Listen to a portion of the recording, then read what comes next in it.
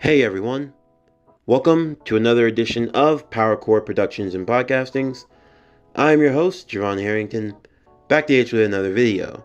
And today, we are continuing One Piece Rangers of the Sea, based on the heroes of the Morphing Grid series, Part 5.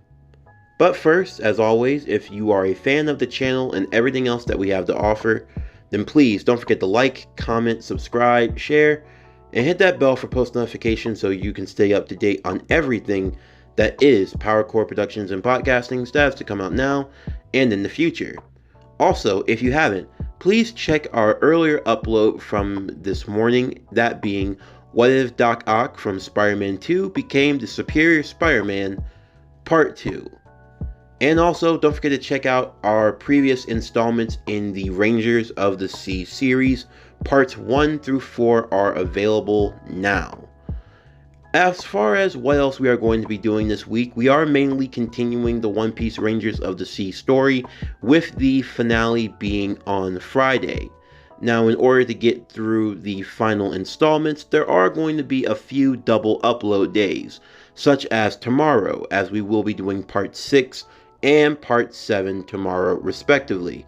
So keep that in mind as we move forward throughout the week. And in next week, we are going to be wrapping up everything in the culminating multiversal crossover stories for both of our series, for the anime Power Rangers series and the anime Marvel series.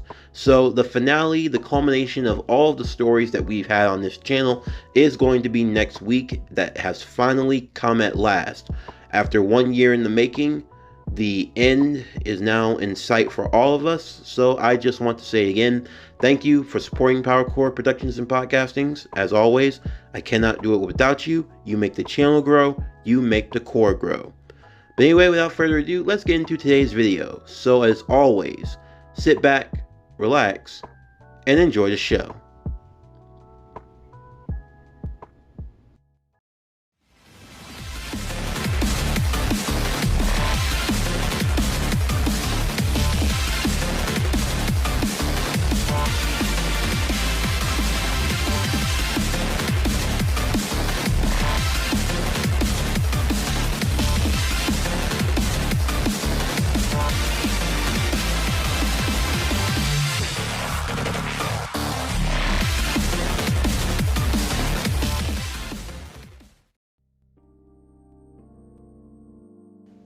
For Nami, she expected more of a violent crash when she finally landed on the island that she was sent to.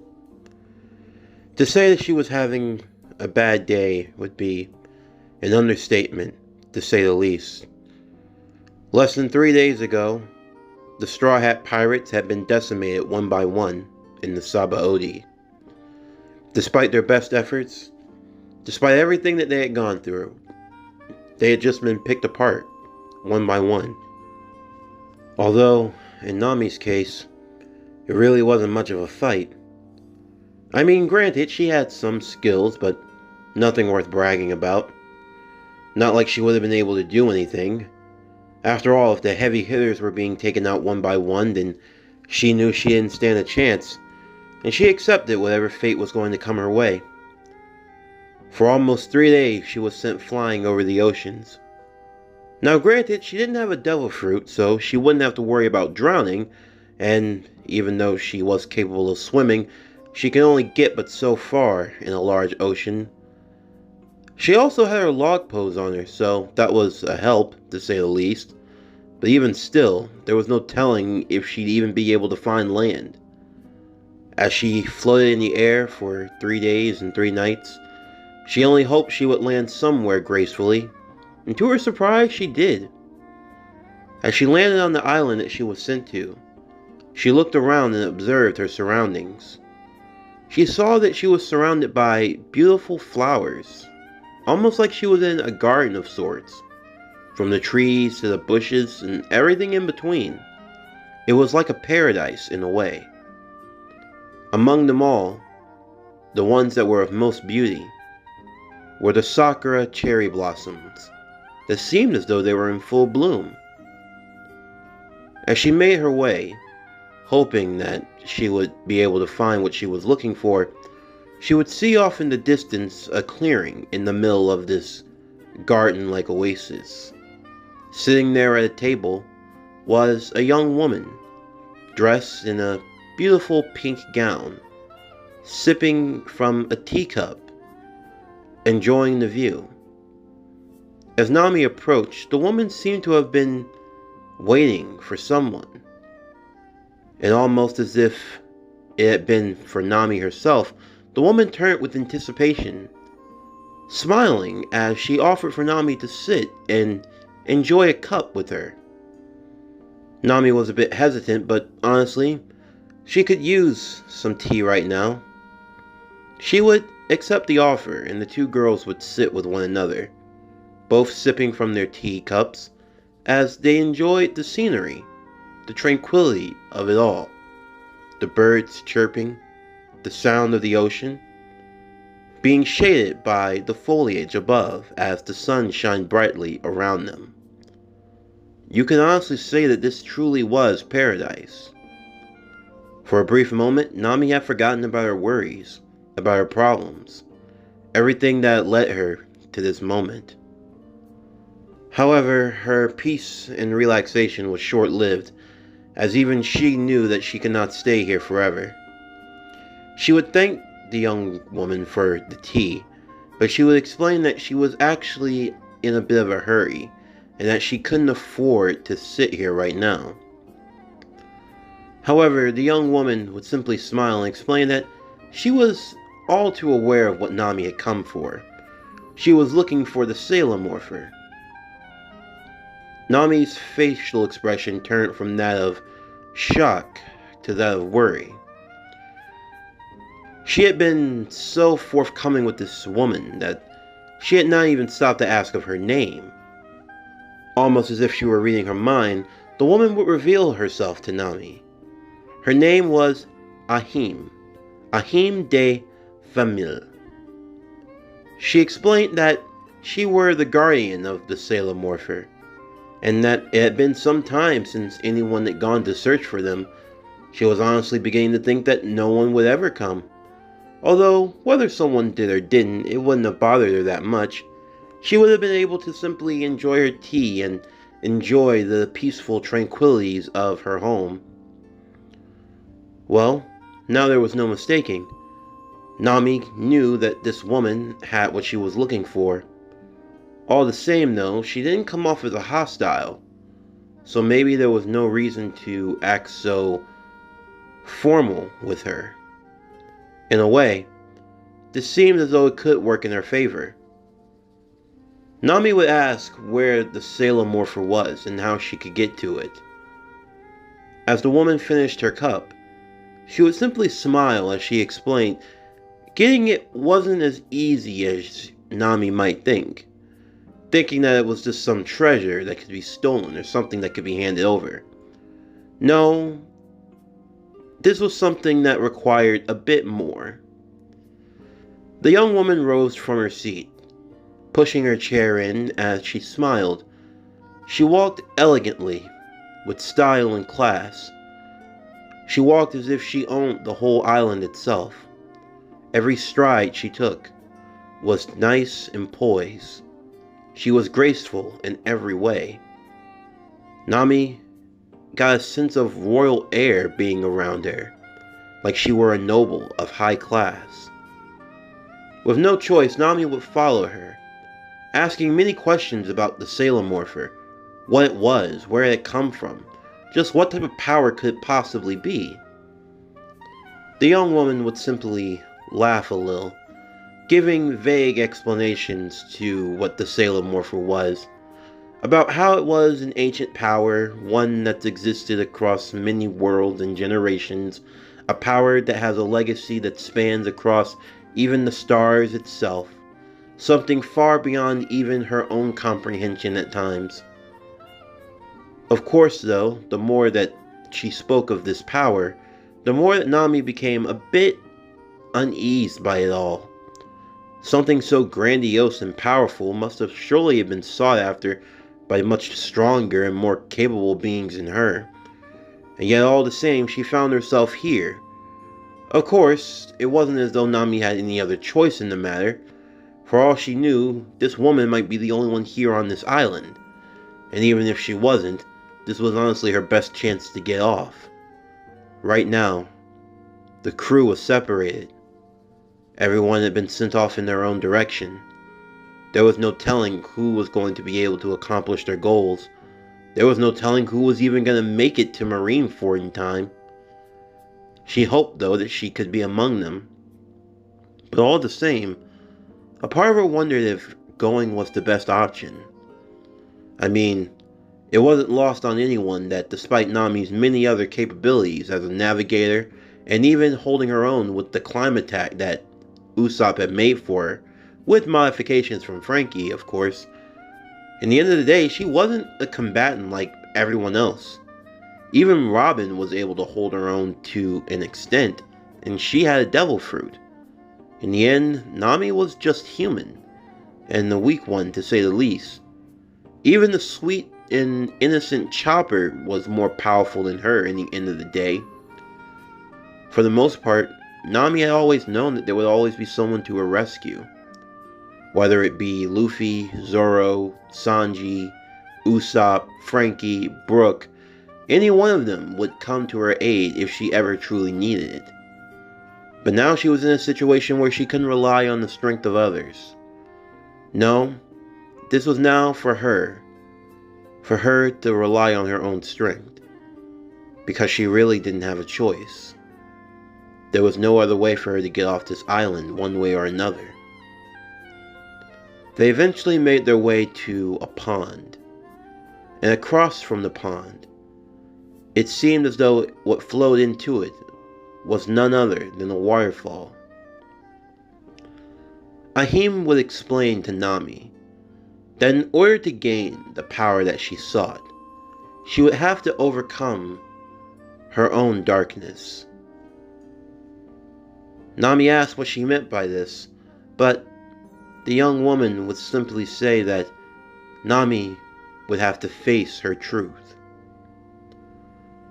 Nami, not knowing what else to do, would walk into the pond. She waded in the water until eventually she came to the stone that was in the center. Looking straight into the waterfall, Nami would see her own reflection. At first, it didn't seem so different. There wasn't anything particularly special about this waterfall after all. Her reflection, it seemed as normal as anything else. She didn't see anything wrong with her. Until she looked closer. When she looked at her arm, the tattoo that was of the windmill with the tangerine, it was different now. It was the tattoo of Arlong. The more she looked at the Nami that she thought she knew, the more she realized that this Nami was nothing like her. As she looked into her cold, almost dead-like eyes, a shark-like grin etched across her face. So, the little princess has finally come. Can't say I'm surprised. After all, you don't have any of those strong, dim-witted pirates of yours to keep you company. Who are you? Don't play dumb. You know exactly who I am. But I don't know who you are. Just who do you think you are? There's no way you're me. But I am you, Nami. I'm you in every way, shape, and form. I'm the you that you keep locked away. I'm the you that hides in that little dark corner of your mind. The part of you that you thought was gone. No, I'm still alive and very well. What do you want from me? What do I want? I want to know what the hell you're doing. Why the hell are you even here? Nami, you're not a pirate. You're not an adventurer. You're just a thief. A damn good one. But you're just a thief. I mean, really, what do you think you honestly contribute to that crew of yours anyway? Navigator? Let's be real here. Robin could do that easily. She's much more useful, much more prettier, in my personal opinion. You don't have to be so rude. I'm not being rude, I'm being honest. Nami, no matter how hard you try, in the end, you will always be useless. You are nothing but a slave. You are a slave to Arlong, and you are shut up. Ooh, did I strike a nerve?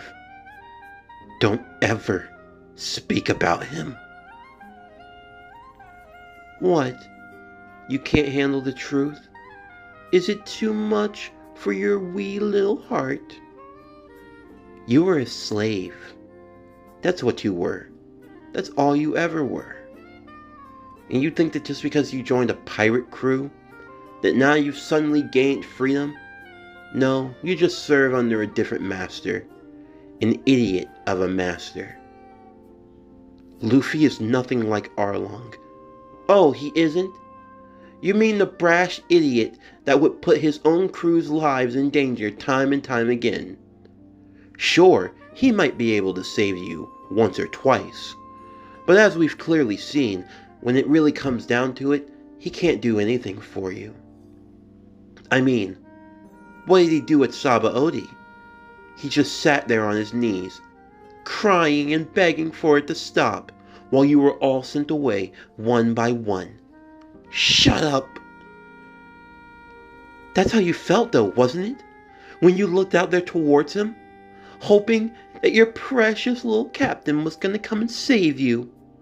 Only he didn't. And you know why? Because you're weak. You're worthless. You're pathetic. And now you want this ancient power for what? What are you going to do? You're gonna go to Marineford, huh? Where some of the most dangerous, the most scummiest of the pirates in the world are going to gather. The warlords of the sea, the admirals, the fleet admirals, the marines, the Whitebeard crew, and everyone else in between are all going to be there. Where do you think you fit in any of this, Nami? You need to just go home and pretend like none of this ever happened. Because honestly, that is the best thing for you. Nami wasn't sure of what to say at that moment. This was her own spitting image. As much as she wanted to deny it, she couldn't admit that there was truth in her words. This was her own inner self, her own inner darkness. In the end, what was Nami?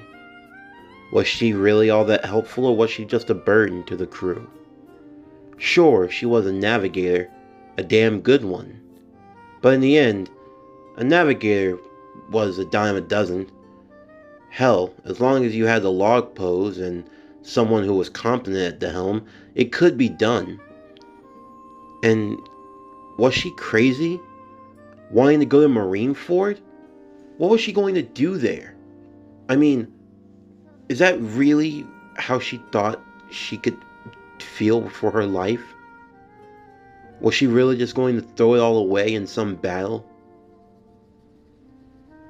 But then Nami remembered. She remembered the kindness that was shown to her by Luffy and the others. Luffy, who had gone out of his way to save her time and time again. She remembered when she was sick, and how Luffy trudged through the snow carrying her on his back, with no regard for his own self.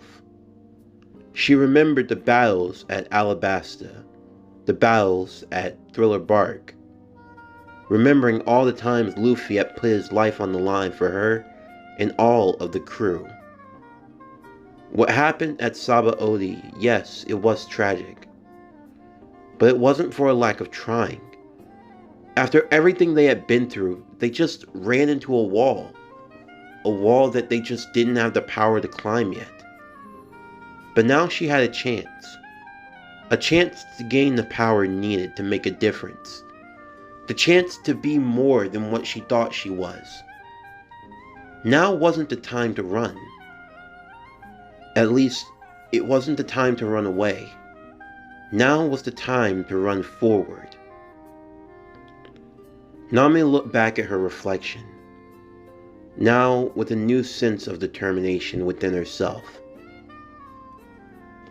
The reflected Nami looked at her in disgust. "Don't act like you're so big and bad now. We both know what you truly are." "You're right. We both know who and what I truly am. I am scared. I am fearful. Anyone who isn't would be foolish. I'm not as strong as the others. I don't have the monster strength that they do. In the end, I only have my wits and my smarts and my charm. But you know something? Despite all of that, I know that my crew does not look at me any differently. And I know that I'd rather die with them than run off and be alone. So no, I'm not afraid. I am not afraid of dying. The only thing I'm afraid of is dying and not being who I truly am." With one swift motion, Nami would hold up her climb attack towards the waterfall. Charging up a wind blast, she would send it flying and destroying the image of herself, in a sense freeing her from the dark burdens that clouded her mind. As the water splashed, her own reflection disappeared. From the distance, there would be clapping. Ahim would be very pleased with how the young girl had done. As Nami made her way from the pond back towards her, she asked what that meant, what all of this truly was.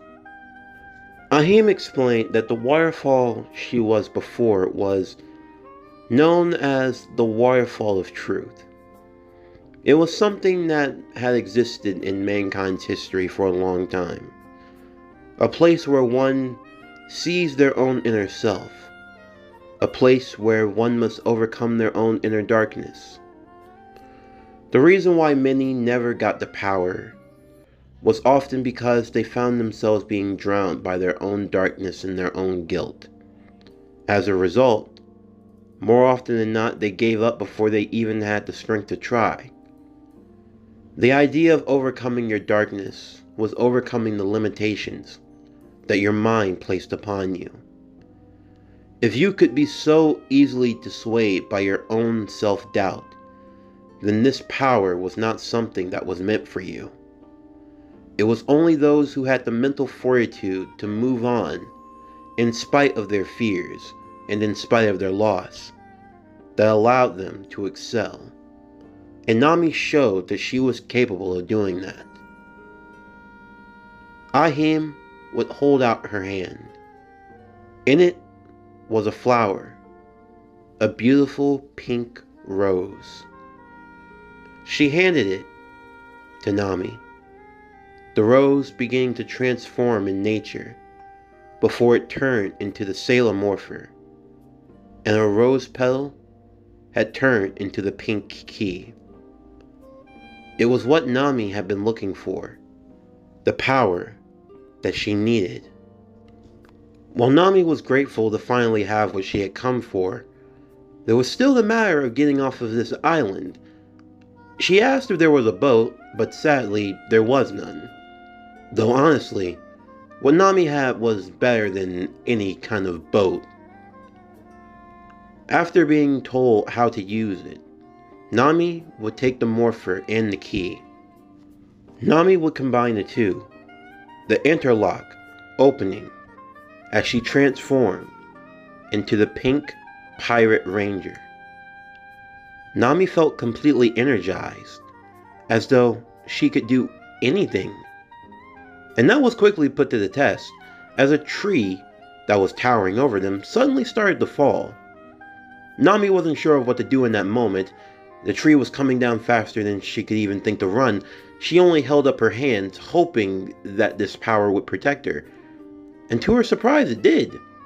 She was able to hold and lift the tree like it was nothing, before tossing it to the side. Ahim would clap for her once more, being very proud that she was actually able to lift such a massive object by herself. But that now they couldn't afford to stay here any longer.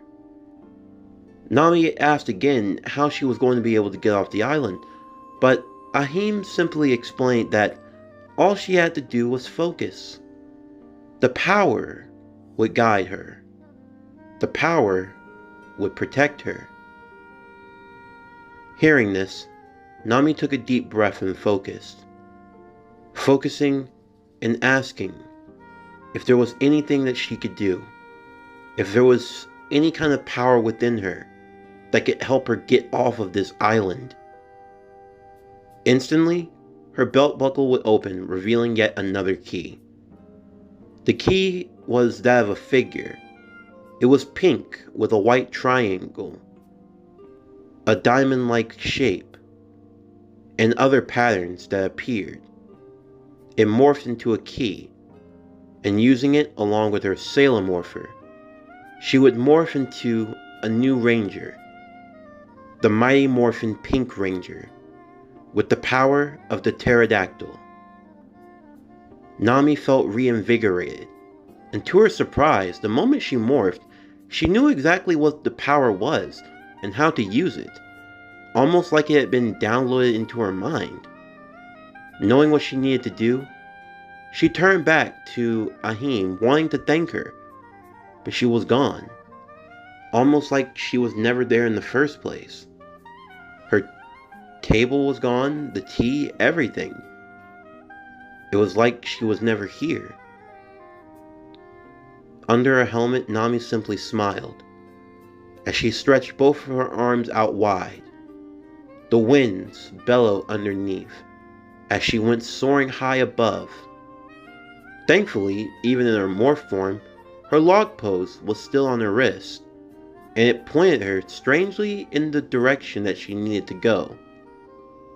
Without hesitating, Nami flew forth, the Pink Ranger now emerging, as she made her way to Marine Ford. This concludes One Piece, Rangers of the Sea, based on the heroes of the Morphing Grid series, Part 5.